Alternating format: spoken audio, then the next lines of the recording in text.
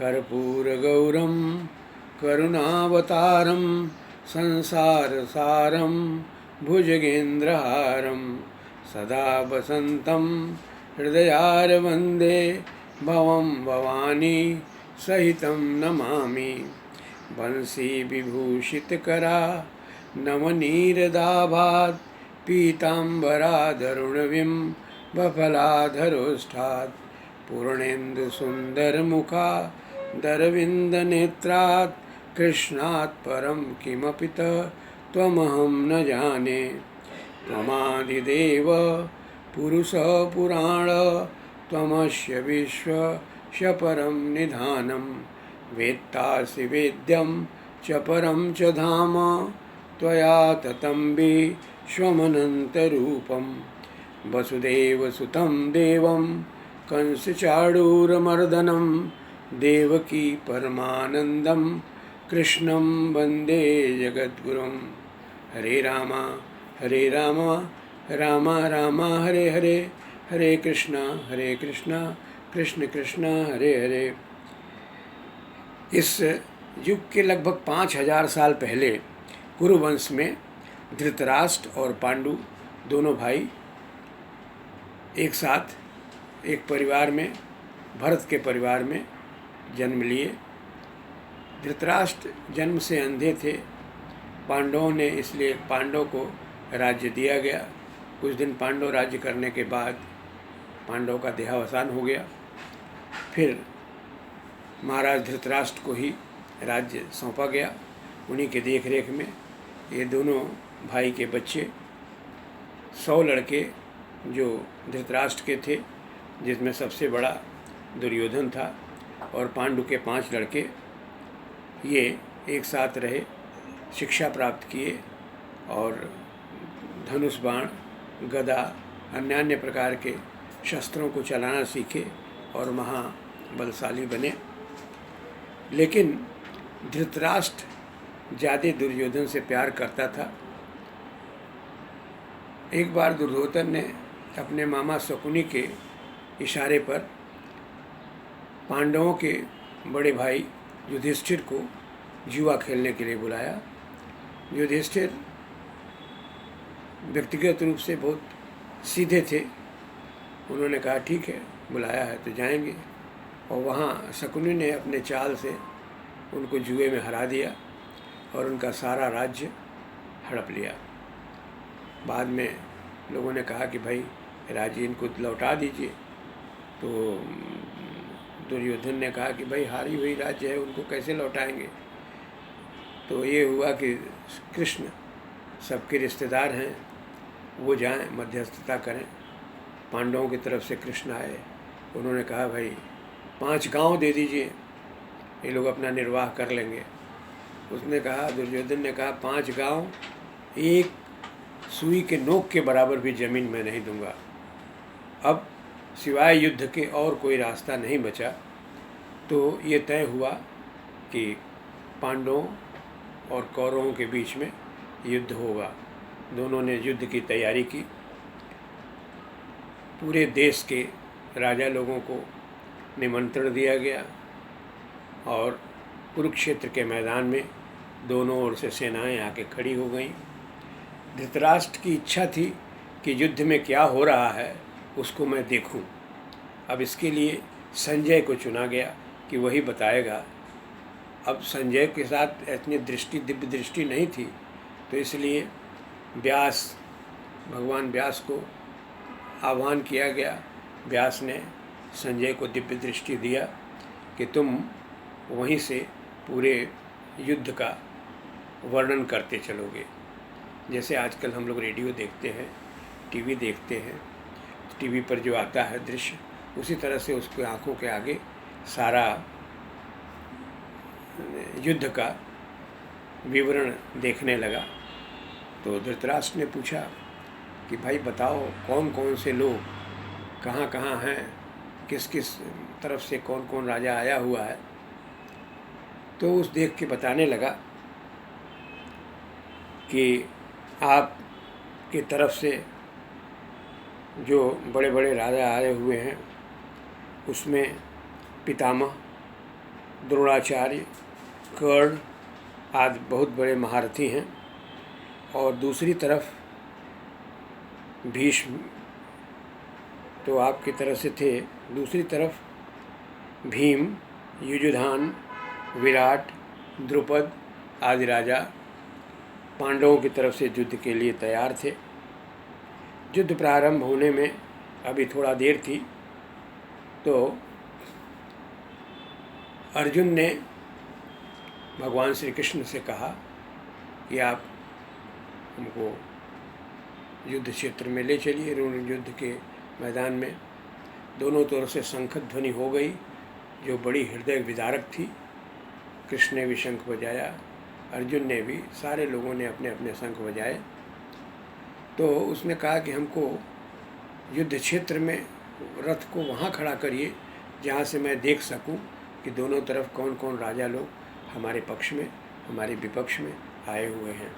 खास करके विपक्ष को वो देखना चाहता था।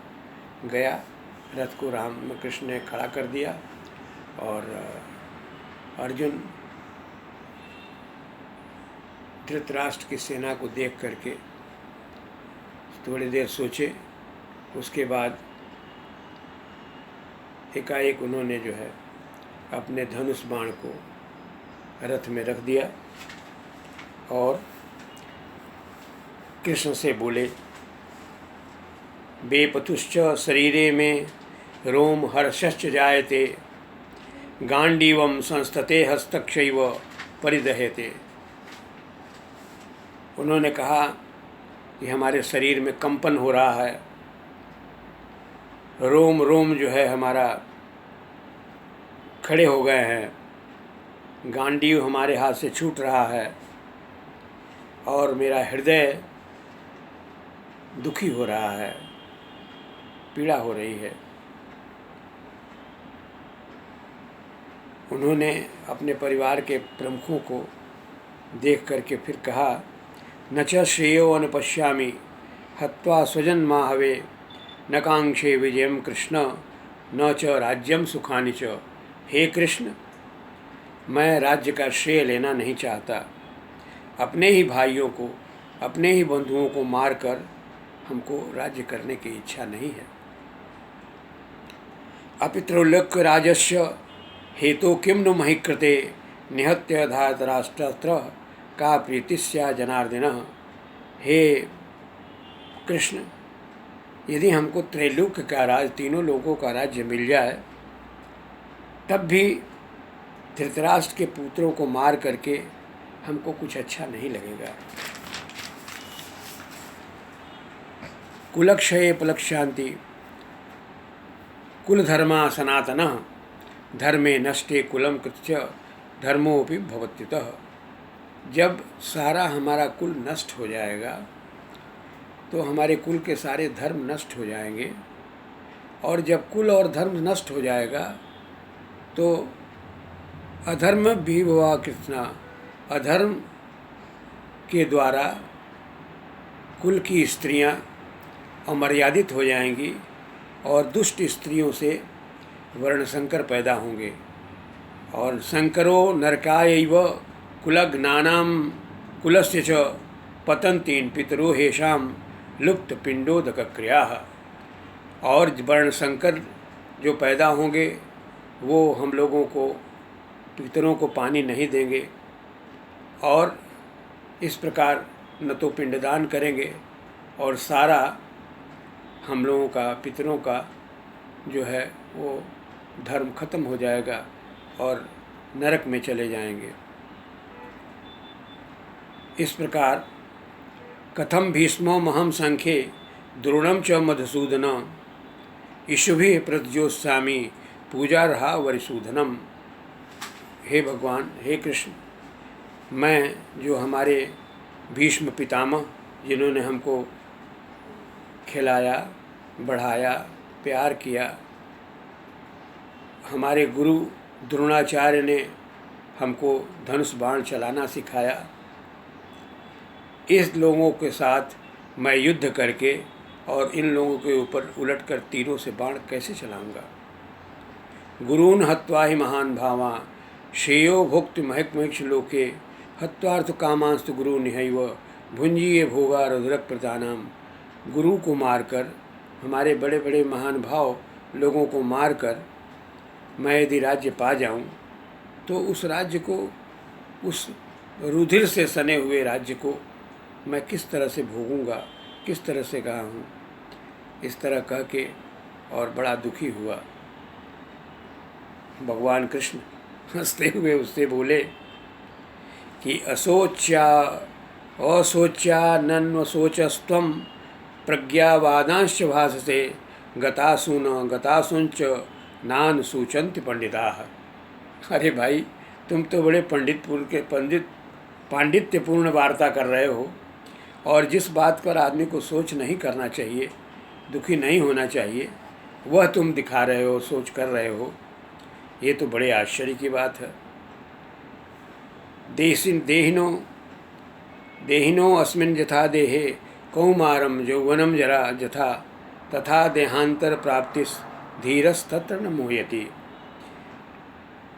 जिनके प्राण चले गए हैं और जो जीवित हैं उनके बारे में चिंता करने की कोई बात नहीं है। जिस तरह से देहिनो अस्मिन् यथा देहे, हम लोगों के शरीर में जिस तरह से कुमारावस्था आता है, यौवनावस्था आता है और बीत जाता है, हम लोग उसको देखते रहते हैं तो कुछ नहीं कर पाते। उसके बाद देहांतर और देहांत हो जाता है, आदमी मृत्यु को प्राप्त होता है। उसको धीर पुरुष उससे मोहित नहीं होते। सुख दुख क्षणिक है, शीत ऋतु, गर्मी ऋतु, उन्हें अविचल भाव से सहन करना चाहिए।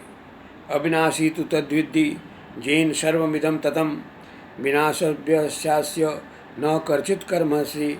ये सारे शरीर में व्याप्त है, उसे ही तुम समझा। जो सारे शरीर में व्याप्त है उसे ही तुम अविनाशी समझो। उस अव्यय आत्मा को नष्ट करने में कोई समर्थ नहीं है। वो आत्मा से ही चेतना है। अब वो आत्मा के परिमाप के बारे में भगवान बताते हैं कि श्वेताश्वर उपनिषद में कहा गया है कि बालाग्र शतभागस्य शतधा कल्पितस्य च भागो जीत सविज्ञेय सचानन्य कल्पते। बाल के अग्रभाग को 100 भागों में यदि बांट दिया जाए और प्रत्येक भाग को फिर 100 भागों में बांटा जाए तो बांटे गए प्रत्येक भाग का जो परिमाप होगा उसी के बराबर वो आत्मा का परिमाप है। अंतमंता इमे देहा नित्यस्तक्ता शरीरिणः अवासिनो अप्रमेयश्च तस्मा युद्धस्य भारत। अंत, इस देहा का अंत होना ही है, इस देह का अंत होना है, यह निश्चित है।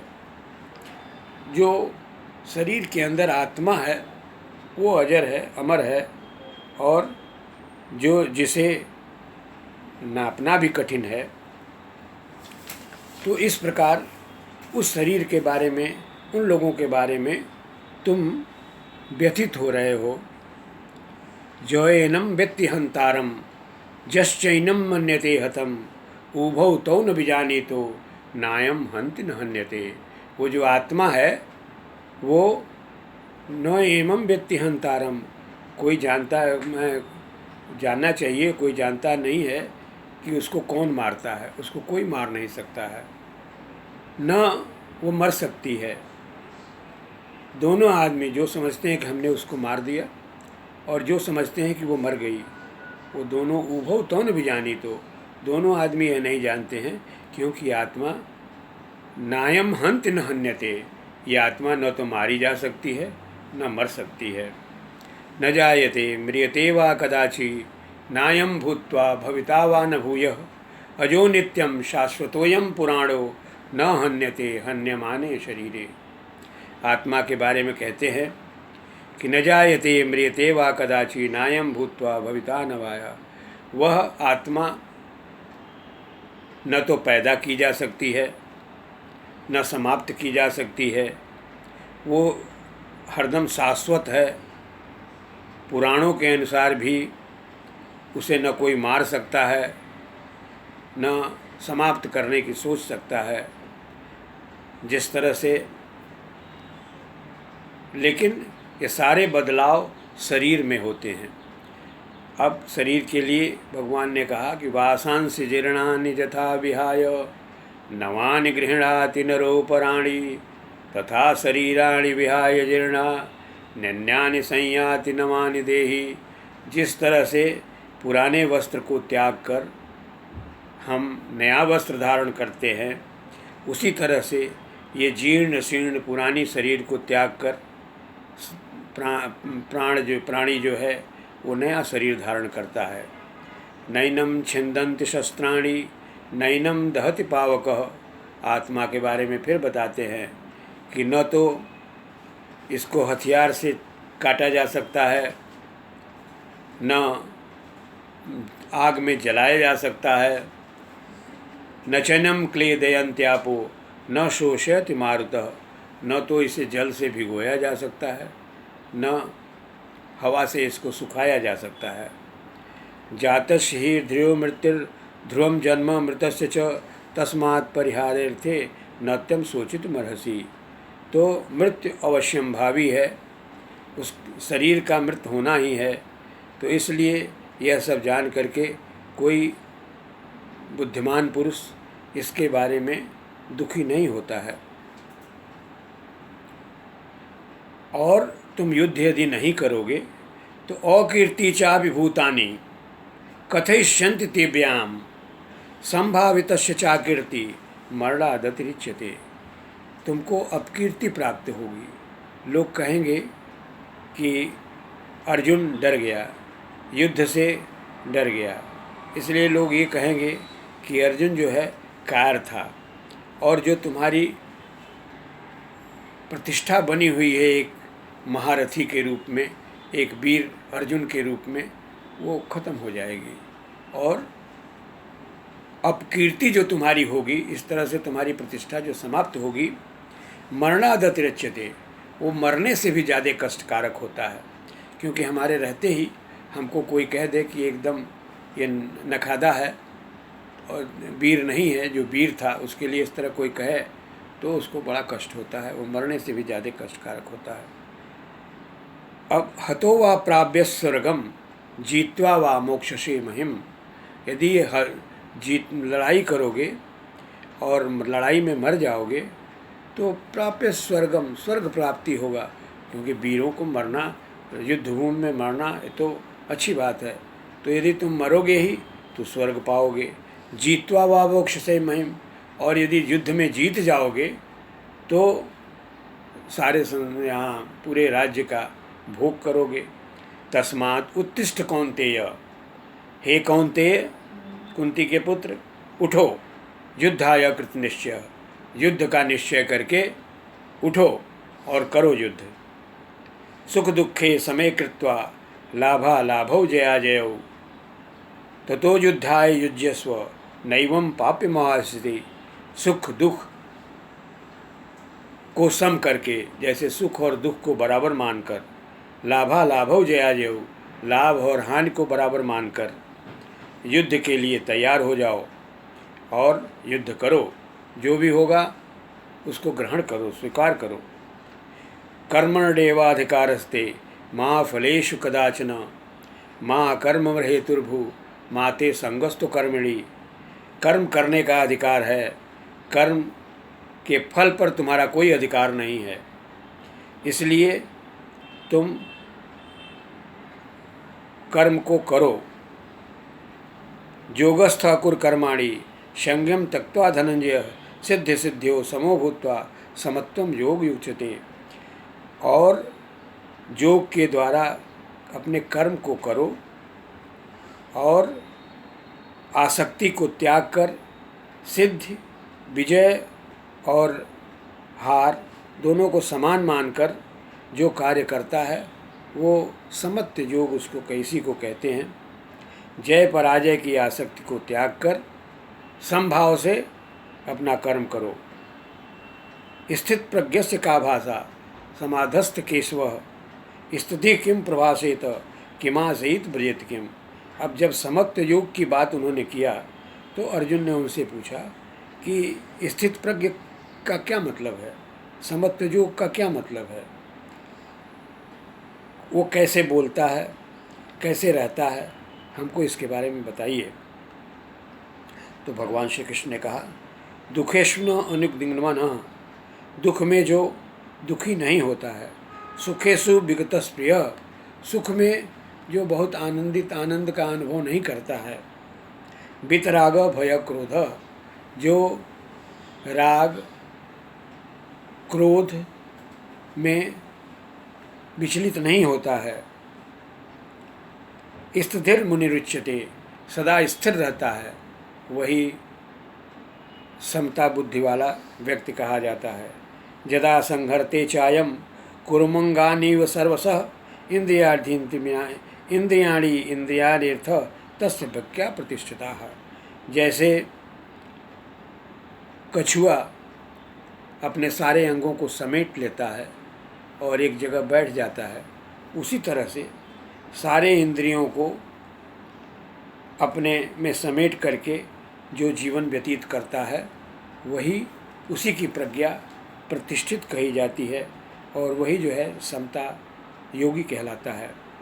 ध्यायन्ते विषया पुंसः संगत सेतु उपजायते संगत जायते काम कामा क्रोधो विजायते। जो विषयों में लिप्त रहता है, विषयों में सना रहता है, उससे विषयों की इंद्रियों के लिप्त होने के कारण उसके अंदर काम उत्पन्न होता है और काम के कारण क्रोध उत्पन्न होता है। जब कार्य पूर्ण नहीं होता है तो आदमी के अंदर क्रोध उत्पन्न होता है। क्रोधात् भवत सम्मोह सम्मोहात् स्मृति भ्रमात् बुद्धिनाशो बुद्धिनाशात् प्रणश्यति। क्रोध उत्पन्न होने से मोह उत्पन्न होता है, मोह से स्मृति बुद्धि जो है स्मृति भ्रम हो जाता है और स्मृति के समाप्त होने से बुद्धि का समाप्ति होती है, बुद्धि नाश होता है, बुद्धिनाशात् प्रणश्यति। और जब बुद्धि का विनाश होता है तो प्राणी का नाश हो जाता है। तो फिर उसने पूछा कि फिर भी और बताएं, तो उन्होंने कहा, जानिसा सर्वभूतानां तस्यां जागर्ति संयमी यस्यां जागर्ति भूतानां सा निशा पश्यतो मुनि। जिसमें निशा में जानिशा सर्वभूतानां, सांसारिक लोगों के लिए जो निशा के समान है, अंधकार में है, तस्याम जागृति संयमी, उसमें संयमी पुरुष जागता है। मतलब सांसारिकता में जिस तरह से संसार के लोग सांसारिकता में व्यस्त रहते हैं, उसमें जो योगी पुरुष है वो सोता है। और जिस ज्ञान के सागर में जब सांसारी लोग निशा समान हो जाते हैं तो उसमें ज्ञानी पुरुष जागता है। आपूर्यमाल मचर प्रतिष्ठम समुद्रमापः प्रविशन्ति तद्वत् कामान प्रविशन्ति सर्वे सशांत साप्नोति न कामी। सारी इंद्रियों को अंदर, सारी नदियाँ समुद्र में निरंतर प्रवेश करती रहती हैं, लेकिन समुद्र में कोई परिवर्तन उनके तल में नहीं आता है, उनके प्रवाह से, निरंतर प्रवाह से विचलित नहीं होती हैं, सदैव स्थिर रहती हैं। उसी तरह सारी इंद्रियों के तृप्ति के पवन वेग से सहन करते हुए जो समुद्र की तरह शांत रहकर इंद्रिय तृप्ति की ओर उन्मुक्त नहीं होता, वही शांति का आनंद उठा सकता है, न कि कामकामी। विहाय कामान सर्वामपनश्चरित निष्प्रिय निर्ममो निरहंकार स्वशांतिम अधिगच्छति। जो इंद्रिय तृप्ति की समस्त इच्छाओं को त्याग दिया है और जिसने सारी ममता को त्याग दिया है, अहंकार से रहित है, वही शांति को प्राप्त कर सकता है। ऐसा ब्राह्मी स्थिति पार्थ नैनाम प्राप्य विमुह्यति स्थित्वा श्यामतः कालेपि ब्रह्म निर्वाण निक्षति। इस ब्रह्म की स्थिति अर्थात आध्यात्मिक स्थिति को आध्यात्मिक कर लेने पर मनुष्य मोहित नहीं होता। यदि कोई जीवन के अंतिम क्षण में भी इस तरह स्थित हो, भगवंत ध्यान में वो प्रवेश कर जाता है, इसमें कोई संदेह नहीं है। अब बंद करो, देखें। अब कल्प के प्रारंभ में जब ब्रह्मा जी ने सृष्टि की रचना की तो मनुष्यों देवताओं के साथ यज्ञ का भी विधान किया। यज्ञ द्वारा देवताओं को प्रसन्न किया जा सकेगा और वे सुख समृद्धि प्रदान करेंगे। जब यज्ञ करते हैं तो यज्ञों से बादलों की सृष्टि होती है और बादलों की सृष्टि होने से पृथ्वी पर जल बरसता है, जिससे पृथ्वी में अन्न पैदा होता है और उसी अन्न को लोग ग्रहण करते हैं। अब भगवान कहते हैं कि मुझे तो किसी वस्तु का अभाव नहीं है, फिर भी मैं कर्म में तत्पर रहता हूँ। तो बिना कर्म में लिप्त हुए कर्म करना चाहिए और जो भोजन बनना चाहिए, जो बरसात हुई और जो अन्न पैदा हुआ, उस अन्न को पका के स्वयं खा लेने से पाप लगता है। उसको भगवान को अर्पित करिए और भगवान का जो अर्पित किया हुआ अन्न खाइए। तो आप अन्न नहीं खा रहे हैं बल्कि प्रसाद पा रहे हैं और इससे आपका सदा कल्याण होगा। अब कर्म के बारे में भगवान ने कुछ बताया कि कर्मेंद्रियाणि संपन्न जो आसे मनसा स्मरन इंद्रियार्थान विमूढ़ात्मा मिथ्याचार स उच्यते। जो कर्मेंद्रियों को तो बस में कर लिया है, किंतु जिसका मन इंद्रिय विषयों में चिंतन करता रहता है वह निश्चय रूप से स्वयं को धोखा देता है और मिथ्याचारी कहलाता है। यस्तिंद्रियाणि मनसा नीरम व्यारमतेर्जुन कामेंद्रिय ही कर्म योग सक्तः सविष्यते।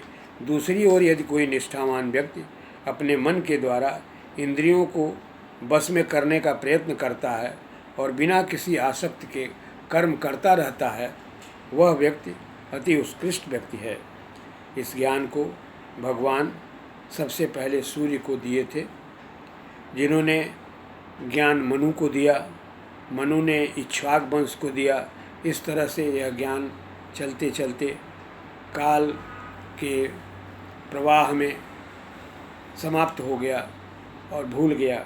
उसी ज्ञान को श्री कृष्ण ने अर्जुन को बताया और कहा अर्जुन से कि वही ज्ञान मैं तुमको दिया हूँ।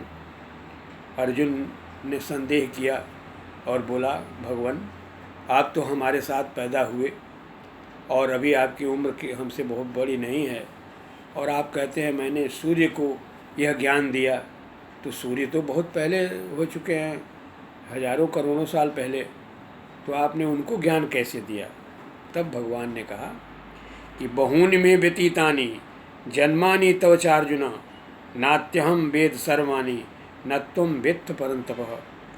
मेरा और तुम्हारा तमाम अनेकानेक जन्म हो चुके हैं जिसमें तुमको ज्ञात नहीं है, लेकिन मुझे सब ज्ञात है। यदा यदा हि धर्मस्य ग्लानिर्भवति भारत अभ्युत्थानम धर्मस्य तदात्मानं सृजाम्यहम्। इसी को तुलसीदास जी ने कहा है, जब जब हो धर्म की हानि बाढ़े असुर महाअभिमानी तब तब धरि प्रभु मनुष्य शरीरा हरहि सकल सज्जन भव पीरा। जब जब धर्म का नाश होता है हम शरीर धारण करके और धर्म की रक्षा करने के लिए प्रकट होते हैं।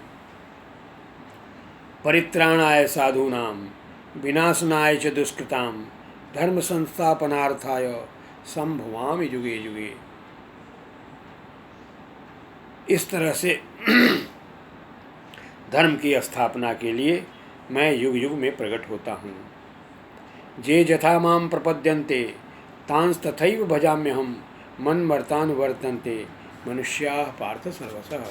जो जिस प्रकार मुझको भजता है या जो भक्त जिस प्रकार मुझको भजता है मैं उसी तरह उसको फल भी देता हूँ। कांक्षतः कर्मणाम सिद्धि यजंत यह देवता क्षिप्रम ही मानुषम लोके सिद्धिर्भवति कर्मजा। इस मनुष्य लोक में विभिन्न देवताओं का लोग अर्चना अभ्यर्थना करते हैं और उससे उनके कारण देवता लोग उन्हें शीघ्र फल दे देते हैं और जल्दी सिद्धि मिल जाती है। कर्मणो ह्यापि बोधव्यम बोधव्यम च विकर्मणः अकर्मणस्य बोधव्यम गहना कर्मणो गति। कर्म क्या है अकर्म क्या है इसमें बुद्धि भ्रमित हो जाती है। मनुष्य के द्वारा जो नियत कर्म है उसे भगवान को समर्पित करते हुए करो, ये कर्म है।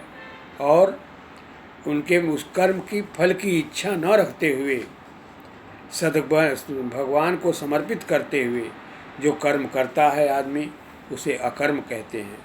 और इनके विपरीत जो कर्म नहीं करने चाहिए, मतलब जो बुरे कर्म हैं जिससे किसी को कष्ट होता है, मर्यादा के विरुद्ध जो कार्य है उसे विकर्म कहते हैं। तो इस प्रकार भगवान ने उपदेश दे के कहा कि सबको निष्काम कर्म योग करना चाहिए और कभी भी विकर्म नहीं करना चाहिए। जो कर्म करते हैं या अकर्म करते हैं वो फिर या तो स्वर्ग को जाते हैं, फिर पृथ्वी पर अच्छे मानव के रूप में जन्म लेते हैं, और जो विकर्म करते हैं वही अगले जन्म में जानवर कीड़े मकोड़े ये बनते हैं, निम्न वर्ग के व्यक्ति बनते हैं। तो इस प्रकार भगवान ने कर्म की व्याख्या की। अर्जुन ने पूछा तो फिर उन्होंने कहा कि इस तरह से आदमी को कर्म करते रहना चाहिए। फिर अर्जुन ने उनसे प्रश्न किया कि संन्यासम कर्मणाम कृष्ण पुनर्योगम च संस्तति यच्छ्रेय एतयोरेकम तन्मे ब्रूहि सुनिश्चितम। अर्जुन ने पूछा, हे कृष्ण, पहले आप मुझे कर्म त्यागने को कहते हैं अर्थात संन्यास को कहते हैं, फिर कर्मयोग की प्रशंसा करते हैं, तो इसमें बताइए दोनों में श्रेष्ठ क्या है। तो कृष्ण ने कहा, संन्यासः कर्मयोगश्च नेह श्रेयस्य करा विभौ तयस्तु कर्म संन्यास कर्मयोगो विशिष्यते।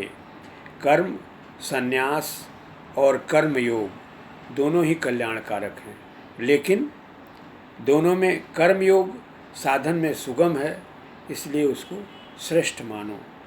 अब विराम देते हैं, फिर आगे बताएंगे।